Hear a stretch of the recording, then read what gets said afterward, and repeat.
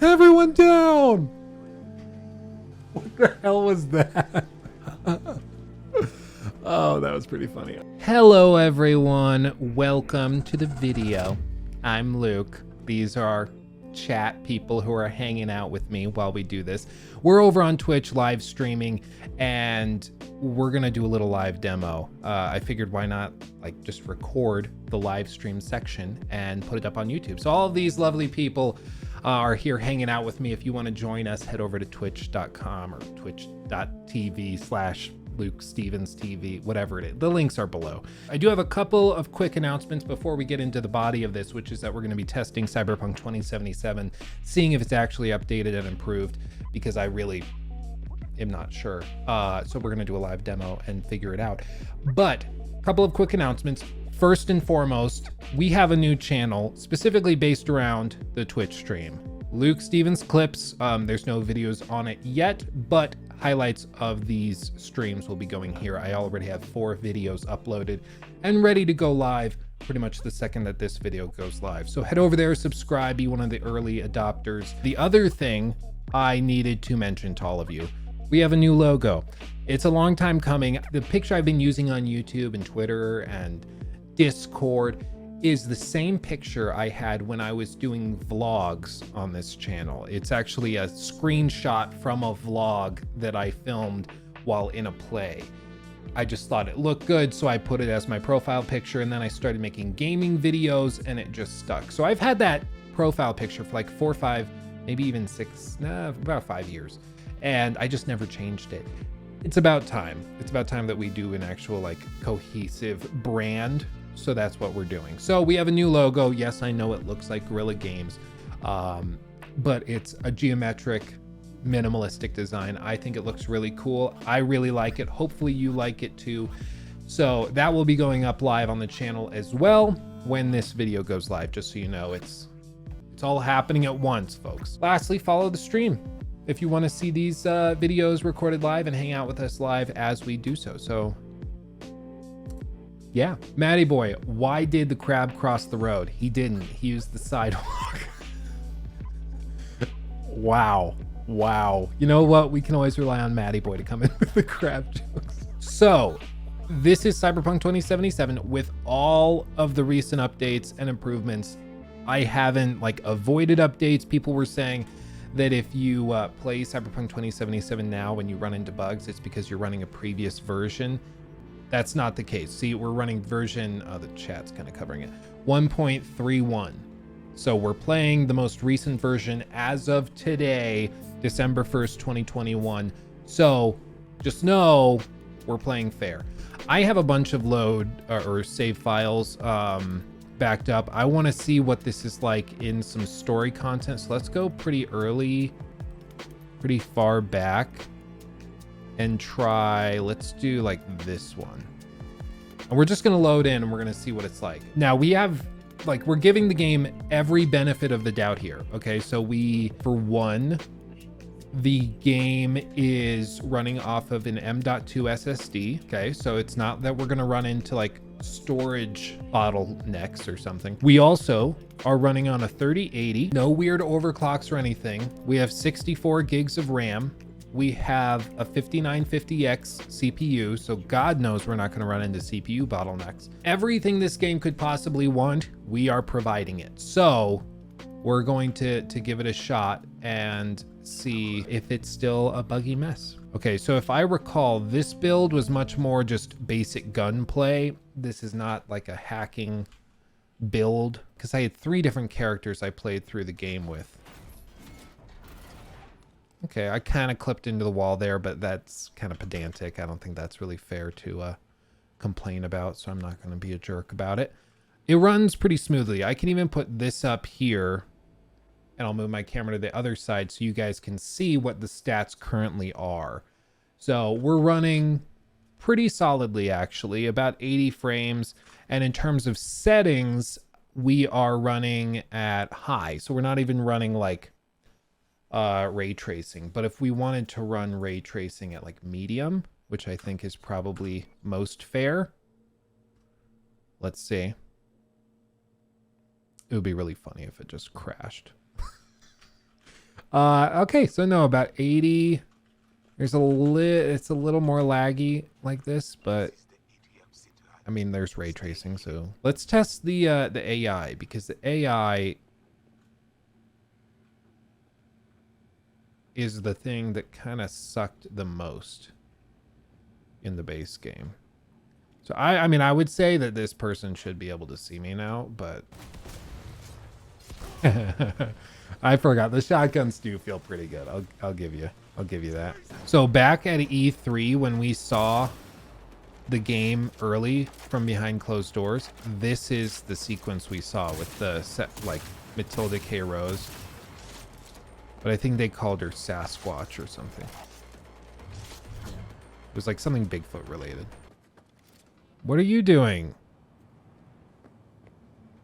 So the AI appears to still be really dumb.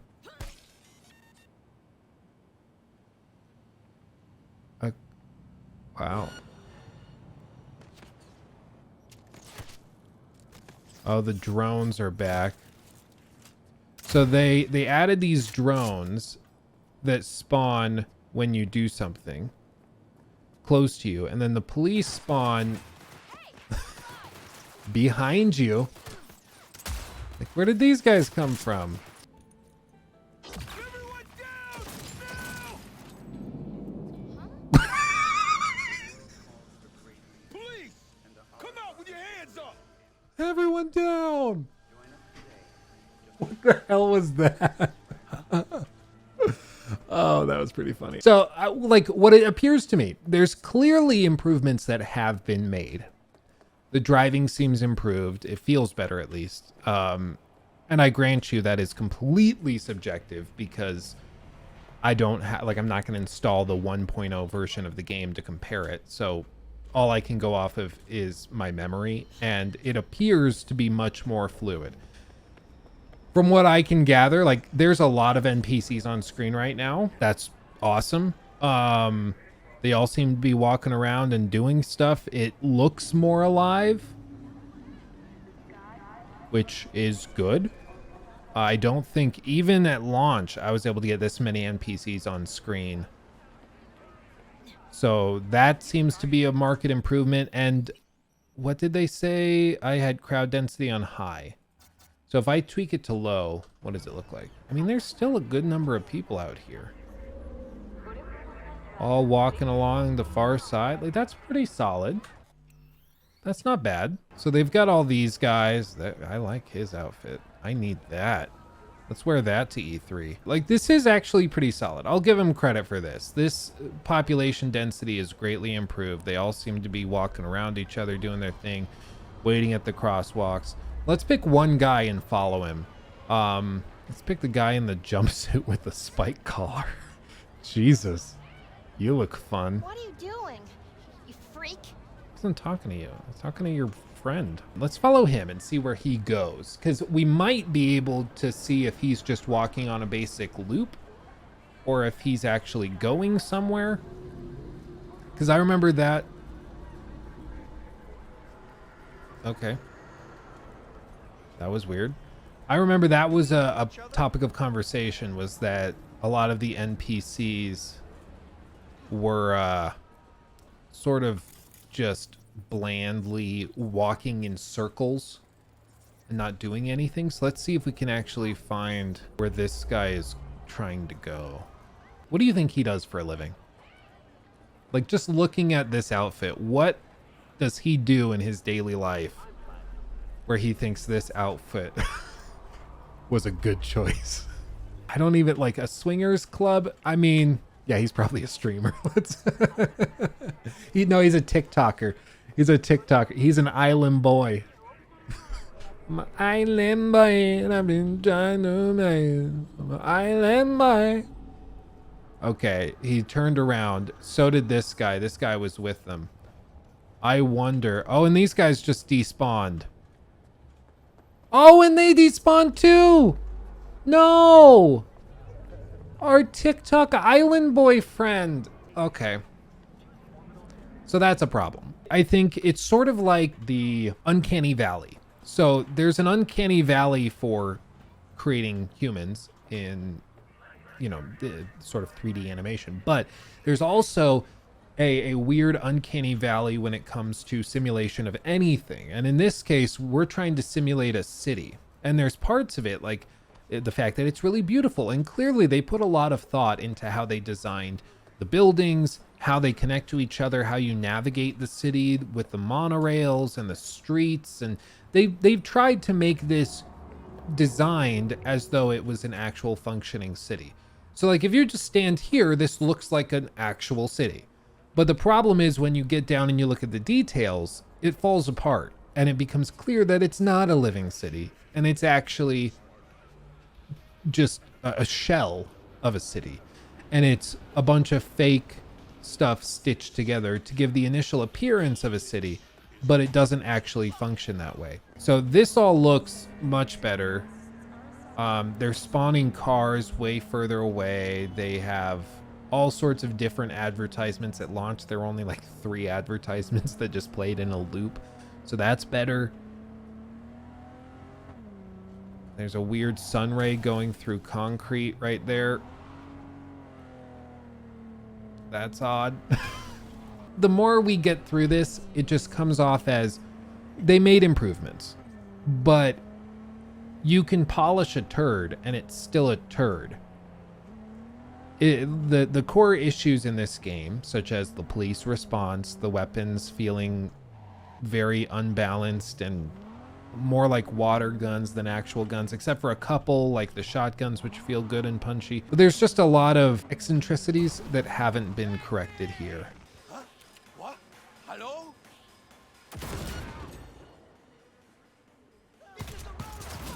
Oh, he clipped into the door. Is he shooting at me from inside the room? I think he is. He's shooting at me from inside. And the door's locked, so I can't get in. Wow. Oh, at least you can shoot him through the doorway. See, it's not a bug, it's a feature. It's not a bug, it's a feature. Wow. Yeah, it's just like, this is why I haven't gone back to this game. I'm gonna be real. It's because it's kind of depressing to me. Like, it's a little sad because you see just shadows of what this could have been. You see this city. Like, if this city actually felt alive, if they had figured out the AI and the NPCs, it could have actually been pretty phenomenal. And that's what people were hoping. And that's what they advertised and presented, which is why it's such a bummer to see how it turned out. But you see the city, you see the advertisements, you see the careful design of the architecture and everything that they've put in here. Auto work, they put the big wheel on there. All of this stuff, there's so much potential. It's why, like, I called that video truly wasted potential, and I stand by it. There's so much potential here, and this world alone, like the world designers that put, I can't even imagine how many months of work, years of work into designing this city and making it look and feel this way. Like this tram, the idea that, okay, well, we're gonna have a monorail system, and then we want it to be like decorated. So we're gonna put the effort into creating this enclosure for it, just so it looks like freakishly good. We're gonna do that. We don't have to, but we're gonna do it. It shows the talent of the world design team at CDPR, but it also exposes the overwhelming shortcomings in the coding, in the QA team, which, you know, I'm sure they tried their absolute best, but obviously the QA team and the way they handled that was not good enough. Let's do this. Let's go see Judy. Is this police officer gonna see me? Yeah, okay. Well, I'm a shop owner now. Don't you dare tell on me. They're shooting him. Sorry, dude. Dude, if they despawn, she saw me. She was shooting at me through that countertop, hitting this guy.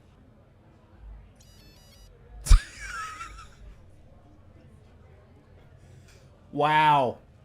Wow. Okay. Well, yeah, maybe she's got ADHD. All of these people are still hiding, you know, because they didn't forget. I will say it's also really weird that some people are terrified and others don't seem to care. Yeah, the character models look fantastic. The dialogue is very well written. The dialogue is delivered fantastically well.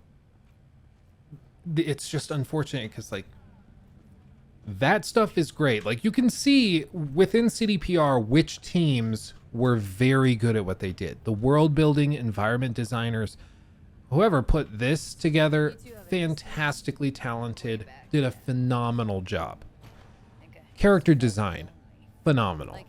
The delivery of the lines, so the acting talent, fantastic. The models, like the engine work to get these models running properly, they did a fantastic job there. The bugs, holding objects that don't exist, that's where your issues lie. That couldn't have timed out better if I was even trying. It just goes to show you, like, you can have phenomenal talent on your team, but if one piece of the puzzle falls out, the whole thing collapses. In many ways, a chain, like a studio is a chain, and you're only as strong as your weakest link. If the weakest link is the QA team, then the world, as well designed as it could be, and as fantastically realized as it could be, if it isn't maintained properly, it just won't hold up. There's some ray traced reflections. Those look good. I agree it's not as simple as just one piece, because saying it was the QA team, like, I don't recall the exact article, but there was an article that came out around the launch of Cyberpunk 2077, and one of the things described in it was, I think it was an interview with a member of the QA team that worked on Cyberpunk, and they said, no, well, he's walking on air. They said, well, no, we did put a lot of work into it and we reported all these bugs, but the problem was management didn't give enough time to the teams to fix the bugs because they were so frantically trying to throw together everything else. So really, I think Cyberpunk comes down to a tale of poor management. And so I don't think you can look anywhere else except for the management. And that's reflected in the way they handled the launch. Like the fact that they intentionally withheld review copies of the console versions of the game until the very last minute, until it actually was launching. That shows you there was very intentional obfuscation. They didn't want people to see the terrible performance of the game on base consoles, and so they withheld that information from customers, knowing customers would buy the game, wasting their money. And that is something you absolutely can't forgive. I still can't get over the balls of management to do that, like to intentionally. It's almost theft. Like, there's no other way to really look at it. A scam is when you sell somebody a product that isn't actually what you told them it is. And sometimes the most egregious example of a scam is when there's no product at all. You just take their money. The management at CDPR knew that the game on PS4 and base Xbox consoles didn't work. And we know that they knew that because they intentionally hid it from the public. So, what does that tell us? Well, they still chose to sell it to people. They could have delayed the PS4 and Xbox One versions of the game indefinitely, saying, listen, guys, we just have to be honest. The game is not ready on base consoles, and we're not going to take your money for something that isn't ready. I would have lots of respect for them if they did that. But they didn't do that. They took their customers' money and gave them a product that I don't think anybody will argue just didn't work. It was completely broken, completely glitchy, in some cases wouldn't even function above like 10 FPS. It's just so frustrating. And that's something I can't forgive, because they can look at the camera and like tearfully say that she is, or they're going to fix the game and give people the product that they deserve. And they can do all of that. But it doesn't change the fact that they effectively scammed their customers, intentionally taking their money in exchange for almost nothing. Like the game was so broken, it was basically just bloatware at that point. Like, look at these ray traced reflections. That's so good. Let's increase the quality even further. Ultra. Let's see what Ultra does to our performance. Honestly, not bad. Still 60 frames. That looks pretty damn good. Were they hoping the hype for the game would mask all the problems? Surely going through with release such naivete was just self-sabotage. That's what it inevitably turned into. But that's kind of the question, is did the management that made the decision to release the game honestly know it was that broken? I can't imagine they didn't know. Like, surely at some point they said, hey, can you bring up to my office a PS4 and an Xbox One? I want to see how the game runs. And then they saw it and they said, ooh, that's not good. Work on patches. We're not going to give it to press. Give the press this version of the game. They can have the better version of the game to review. And we just need to fix these issues by launch. And the engineers probably said, we can't fix these issues by launch. We need many, many delays. And they said, well, do your best, but we're going to push forward. We've already delayed it like 16 times. So this is what we have. And I think the management just kind of said, well, figure it out. And in a twisted way, trusted their staff to just make magic happen. Oh, those frames are dropping now. Oh, there goes the reflections. Oh, they're all gone. Oh, there's the reflections. Look at that hard stop. Oh, wow. It's trying to keep up so bad. I will say, so from my perspective, I can appreciate the work that went into this. There's a lot that they did here. This is a crazy detail world that they've put together. It's still pretty buggy.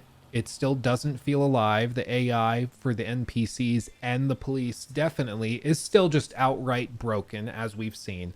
Walking in circles, police spawning right behind you out of nowhere. It's just not great. And I would say unacceptable for what is supposed to be a living, breathing city. And you can say like, well, remove the marketing, remove the hype, and just look at the game in a vacuum for what it is. And I would say, like, if you were able to do that, sure, the game, like, if this came out from a AA developer, like a Focus Home Interactive published title, and they were charging $60 for it, I would say, yeah, no, $60 I think is fair for this, because this is very impressive for a small team. But you can't do that. You can't put in a vacuum that which was established and built outside of a vacuum. Because at the end of the day, this game was advertised, was promised in all sorts of different ways, in ways that they didn't deliver on.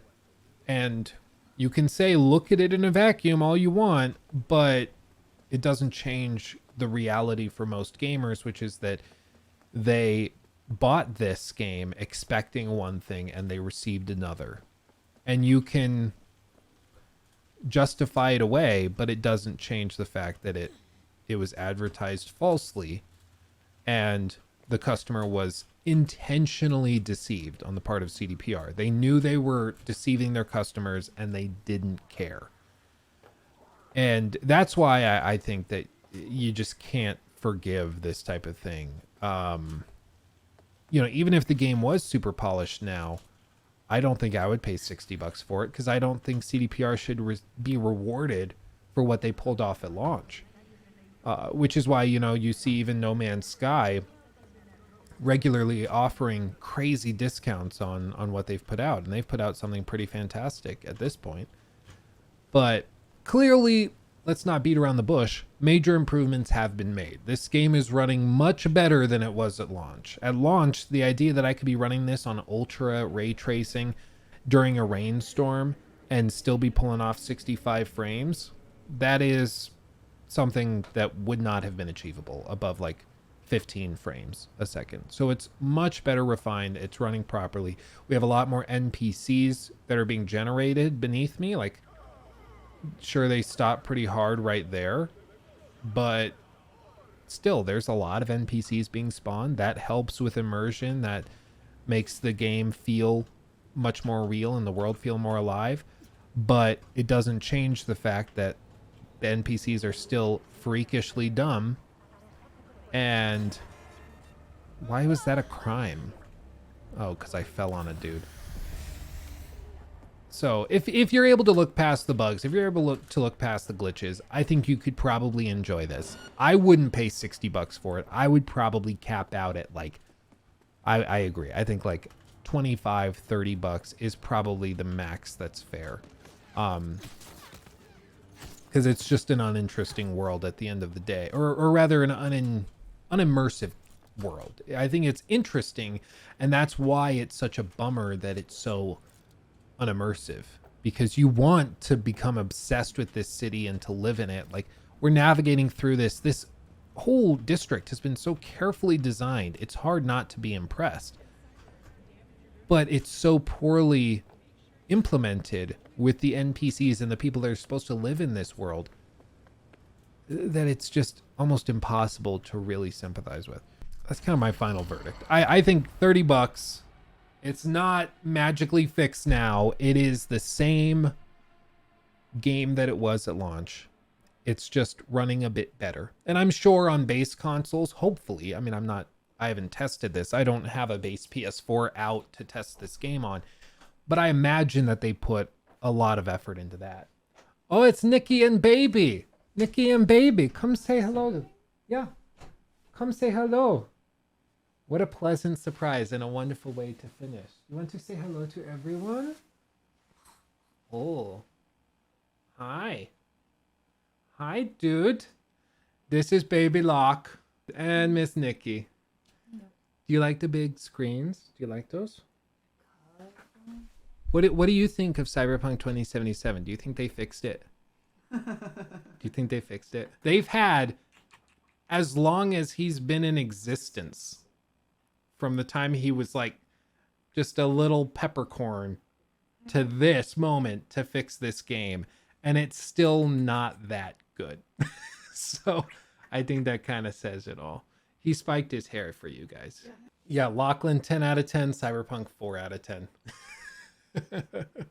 I don't know. Let me know in the comments what you guys think of this. If you think that this is a market improvement, if you think it's worth trying nowadays. I don't know what the base PS4 version is like now. I'm sure it's better. I'm sure the Xbox version is way better than it was, but does that make it good? No. Again, you can polish a turd all you want, but it's still a turd at the end of the day, you know? Everybody in chat, thanks for hanging with me. Say goodbye to YouTube. Oh, that was a good burp. Jesus Christ. Yeah, that's Lachlan's. That was Lachlan's goodbye. A huge burp. Goodness gracious. Thank you for watching. Thanks for chilling. Hugs and kisses. Much love. See you in the next video. Bye-bye.